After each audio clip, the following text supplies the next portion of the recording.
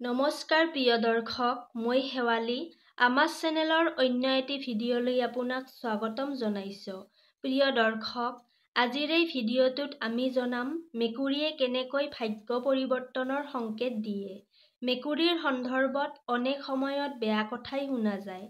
আমি বেয়া বুলি বিশ্বাস কৰি লোৱা এই মেকুৰীয়ে আমাৰ জীৱনত কেতিয়াবা ভাল সংকেতো দিয়ে।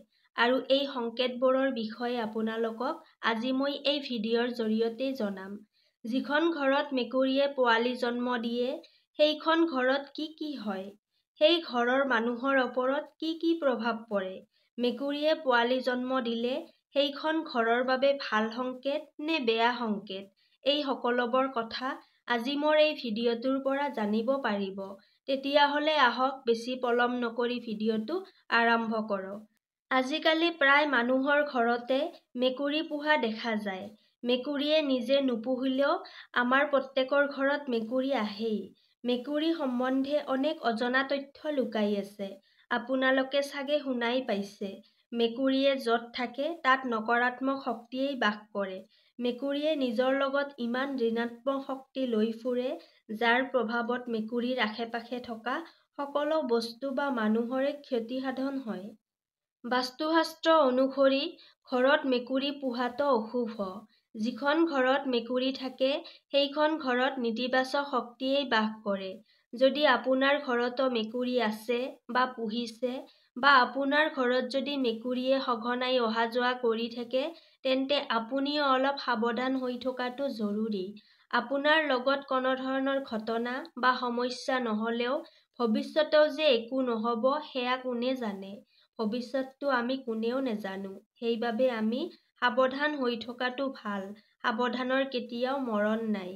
যদি আপোনাৰ ঘৰত মেকুৰী আছে, তেন্তে আপুনি মনত ৰাখিব যাতে আপোনাৰ ঘৰৰ পাকঘৰত বা যিকোনো স্থানত বাহি বাচন নাথাকে বা বহু সময় ধৰি নোধোৱা বাচন জমা কৰি নাৰাখে। ঘৰৰ য'তে-ত'তে কাপোৰ দমাই নথব, কিয়নো জোঠা বাচন, য'তে-ত'তে দমাই থোৱা কাপোৰ আদিত নেতিবাচক শক্তিয়ে ক্ষণকালে নিজৰ শক্তি বিস্তাৰ কৰে। বাস্তুশাস্ত্ৰ অনুসৰি যিখন ঘৰত মেকুৰীয়ে পোৱালি দিয়ে, সেইখন ঘৰৰ সৌভাগ্য উদয় হয়। সেই ঘৰৰ মূল মানুহজনৰ কপাল ফুলে। মেকুৰীয়ে আপোনাৰ ঘৰত পোৱালি জন্ম দিয়াটো আপোনাৰ বাবে শুভ সংকেত। মেকুৰীক সাক্ষাৎ মা লক্ষ্মীৰ ৰূপ বুলি বিশ্বাস কৰা হয়। মেকুৰীয়ে পোৱালি জন্ম দিয়াৰ 40 দিন পিছৰ পৰাই আপোনাৰ ভাগ্যও পৰিৱৰ্তন হ'বলৈ ধৰিব। মান্যতা অনুসৰি যিখন ঘৰত মেকুৰীয়ে পোৱালি জন্ম দিয়ে, সেইখন ঘৰত কেতিয়াও ধনৰ অভাৱ নহয়।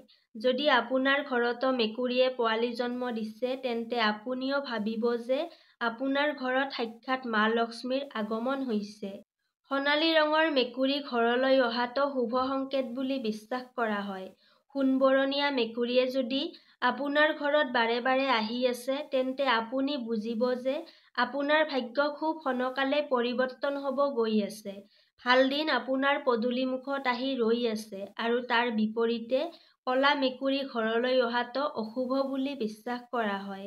যদি ক'লা মেকুৰী আপোনাৰ ঘৰৰ চৌহদত বা ঘৰৰ চোতালত, ঘৰৰ বাৰান্দাত বা ঘৰৰ ছাদত উঠি কান্দে, তেন্তে সেয়া অতি বিপদজনক। ক'লা মেকুৰীয়ে আপোনাৰ ঘৰৰ আশে-পাশে কান্দিলে বুজিব যে অতি সোনকালে আপোনালৈ বা আপোনাৰ ঘৰৰ সদস্যলৈ ঘৰ সংকট আহি আছে। ক'লা মেকুৰী কন্দা শুনিলেই আপুনি তথা নিজেই আপোনাৰ ঘৰৰ সদস্যসকলক সাৱধান কৰি দিব। শাস্ত্ৰ অনুসৰি মেকুৰীৰ তৃতীয় ইন্দ্ৰিয় জাগৃত হৈ থাকে আৰু মেকুৰীয়ে ভৱিষ্যতো দেখা পায়। সেই অনুযায়ী মেকুৰীয়ে নিজৰ আচৰণ দেখুৱায়। যদি আপোনাৰ পোহনীয়া মেকুৰীটোৱে হঠাৎ কান্দি উঠে, তেন্তে বুজিব যে সেয়া অত্যন্তই অশুভ লক্ষণ। ইয়াৰ ফলত আপোনাৰ অৰ্থহানি হোৱাৰ সম্ভাৱনা থাকে। পোহনীয়া মেকুৰীটোৱে কন্দাৰ ফলত ঘৰৰ কোনো সদস্যৰ হঠাৎ গা বেয়া হ'ব পাৰে। যদি মেকুৰীয়ে ক'ৰবাৰ পৰা মাংসৰ টুকুৰা, মাছৰ কাঁইট, এন্দুৰ আনি আপোনাৰ ঘৰত প্ৰৱেশ কৰে বা আপোনাৰ ঘৰৰ আশে-পাশে পেলাই থৈ যায়, তেন্তে সেয়া অত্যন্তই অশুভ লক্ষণ। মেকুৰীৰ এনে কামেই আপোনাৰ ঘৰৰ কাৰোবাৰ অকাল মৃত্যুৰ সংকেত দিয়ে। প্ৰিয় দৰ্শক, মেকুৰীয়ে যদি আপোনাৰ ঘৰত তেনে কাম কৰে, তেন্তে মেকুৰীয়ে পেলাই থৈ যোৱা মাংস বা মাছৰ টুকুৰা আদি পেলাই দি সেই ঠাইডোখৰ ভালদৰে পৰিষ্কাৰ কৰি ল'ব। পাৰিলে সেই ঠাইডোখৰত গংগাজল অকণমান ছটিয়াই দিব। মেকুৰীয়ে এনে কাম কৰিলে পাৰিলে ঘৰত গ্ৰহপাঠ বা আপোনাৰ ঘৰত সাধাৰণতে যি পূজা পাঠৰ আয়োজন কৰে তেনেকুৱা এভাগ পূজা পাঠৰ আয়োজন কৰিব। নহ'লে ঘৰৰ কাৰোবাৰ অকাল মৃত্যু নহ'লেও কিন্তু ঘৰৰ কোনোবা সদস্যৰ বহুত ডাঙৰ বিপদ হ'ব পাৰে। আপুনি ঘৰত মা লক্ষ্মীৰ পূজাও আয়োজন কৰিব পাৰে। তেনে কৰিলে আপুনি বিপদৰ পৰা ৰক্ষা পৰিব। ৰাতিপুৱা শুই উঠিয়েই নিজৰ ঘৰৰ চৌহদত মেকুৰী দেখাটো শুভ সংকেত। সূৰ্য উদয় পূৰ্বে ঘৰৰ চৌহদৰ আশে-পাশে মেকুৰী ঘূৰা-ফুৰা কৰি থকা দেখিলে সেয়া শুভ সংকেত বুলি বিশ্বাস কৰা হয়। মেকুৰীয়ে ঘৰত পোৱালি জন্ম দিয়াটো শুভ সংকেত যদিও মেকুৰীজনীয়ে যদি পোৱালিক জন্ম দি তাৰ পৰা আঁতৰি যায়, অৰ্থাৎ পোৱালিকেইটা যদি আপোনাৰ ঘৰত এৰি থৈ মেকুৰীজনী ক'ৰবালৈ গুচি যায়, সেয়া অত্যন্তই অশুভ সংকেত। সপোনত মেকুৰী দেখাটো অত্যন্তই শুভ সংকেত।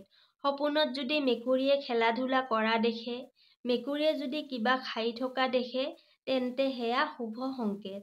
যদি আপুনি সপোনত দুটা মেকুৰীয়ে কাজিয়া কৰি থকা দেখা পায় বা মেকুৰীয়ে কান্দি থকা দেখা পায়, তেন্তে সেয়া অশুভ সংকেত। এনে সপোন দেখিলে আপুনি বুজিব যে আপোনাৰ জীৱনত কিবা বেয়া হ'বলৈ গৈ আছে। ঘৰত যদি মেকুৰীয়ে প্ৰৱেশ কৰি গাখীৰ খায় বা গাখীৰ পেলায়, তেন্তে অশুভ বাৰ্তা। কিন্তু মেকুৰীয়ে ঘৰত প্ৰৱেশ কৰি যদি পানী খায়, তেন্তে সেয়া শুভ বাৰ্তা। মেকুৰীয়ে ঘৰত পানী খালে বুজিব যে আপোনাৰ দিন ভাললৈ আহি আছে। ঘৰত অৰ্থৰ আগমন হ'বলৈ গৈ আছে। পাৰিবাৰিক সমস্যা দূৰ হ'বলৈ গৈ আছে।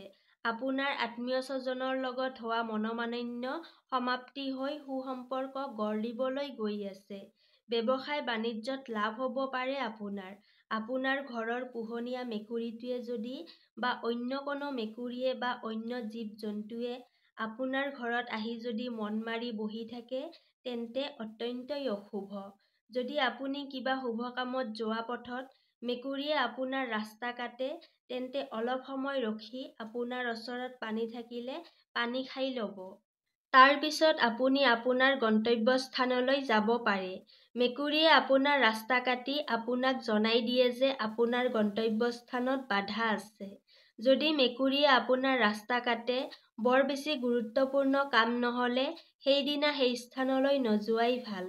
যদি কামটো গুৰুত্বপূৰ্ণ, তেন্তে 1 বা 2 ঘণ্টা ৰৈ সেই স্থানলৈ গ'লেই ভাল।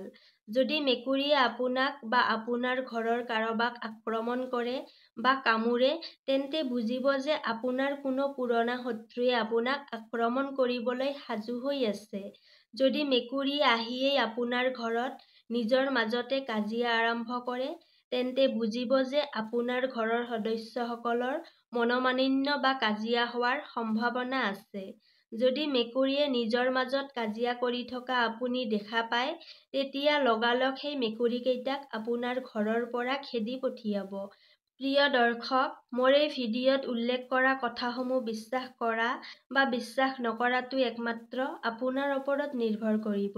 যদি আপুনি ভগৱান আছে বুলি বিশ্বাস কৰে, তেন্তে এই পৃথিৱীত অপশক্তিও আছে বুলি আপুনি বিশ্বাস কৰিবই লাগিব। আজিৰ এই ভিডিঅ'টো কেৱল ভগৱান বিশ্বাসীসকলৰ বাবেহে। যদি এই মোৰ ভিডিঅ'টো ভাল লাগিছে, তেন্তে ভিডিঅ'টিত এটা লাইক কৰিব আৰু লগতে চেনেলটো ছাবস্ক্ৰাইব কৰিবলৈ নাপাহৰিব। তেতিয়াহ'লে আজিলৈ ইয়াতেই সামৰিছোঁ। কাইলৈ পুনৰ লগ পাম আন এটি ভিডিঅ'ৰ সৈতে। ধন্যবাদ।